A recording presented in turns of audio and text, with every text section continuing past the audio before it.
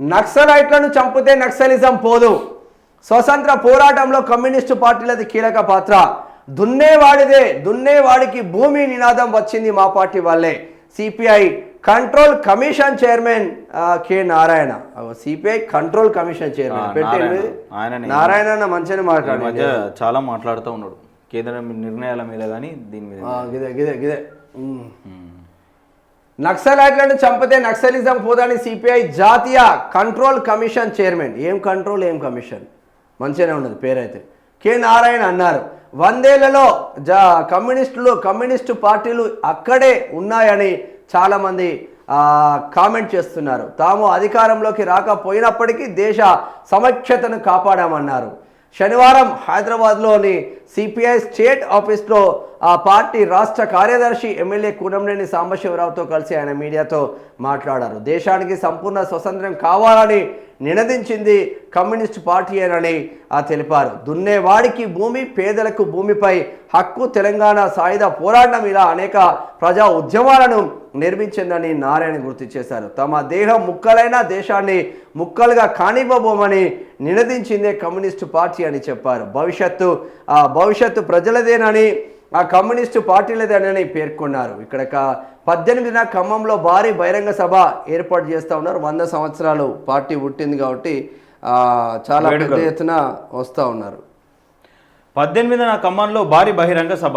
MLA Kunamneni మాట్లాడుతూ CPI 100 ఏళ్ల ప్రారంభ సభ కాన్పూర్లోని నిర్వహించనున్నారు. ముగింపు సందర్భంగా ఈ నెల 18న ఖమ్మంలోని ఎస్ఆర్బి జిఎన్ఆర్ డిగ్రీ కళాశాల గ్రౌండ్లో లక్షలాది మందితో భారీ బహిరంగ సభ నిర్వహించనున్నట్లు తెలిపారు. ఈ సభకు సీఎం యనుమల రేవంత్ రెడ్డితో పాటు వామపక్ష పార్టీల అగ్రనేతలు, సుమారు 40 దేశాలకు చెందిన ప్రతినిధులు హాజరవుతారని వివరించారు. 10,000 మందితో జనసేవదల్ కవాతును నిర్వహిస్తున్నామని, ఆ తర్వాత సభ జరుగుతుందని తెలిపారు.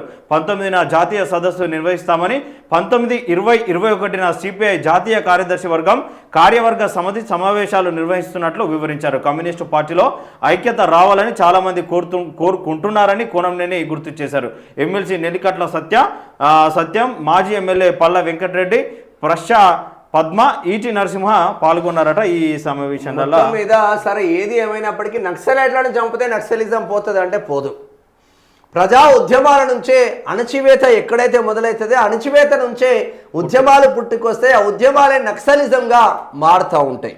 ఈ భారతదేశ చరిత్ర చూసుకున్నా, మన రాష్ట్ర చరిత్ర చూసుకున్నా అదే విధంగా ఉంటుంది. ఒకటి పోతుంది అనుకునేసరికి అది నిరుద్యోగుల నుంచి ఒక ఉద్యమం రావచ్చు, ఇంకొక రూపంలో ఇక్కడ ఉద్యోగస్తుల నుంచి ఇంకో రూపంలో రావచ్చు. ప్రతి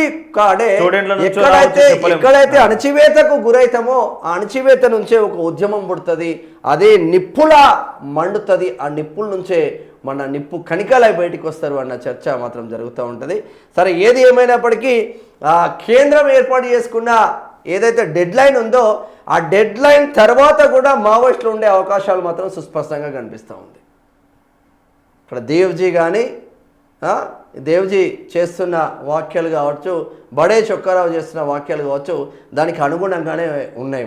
మరి సిపిఐ నారాయణ మంచిగానే మాట్లాడిండు, జబర్దస్త్గానే మాట్లాడిండు. నక్సలైట్లను చంపితే నక్సలిజం పోతుంది అంటే పోదు అనే చెప్పుకోవచ్చు. కాకపోతే నక్సలైట్లను చంపి అర్బన్ నక్సలైట్ల పైన ఫోకస్ పెట్టే ఆస్కారం మాత్రం కనిపిస్తూ ఉంది.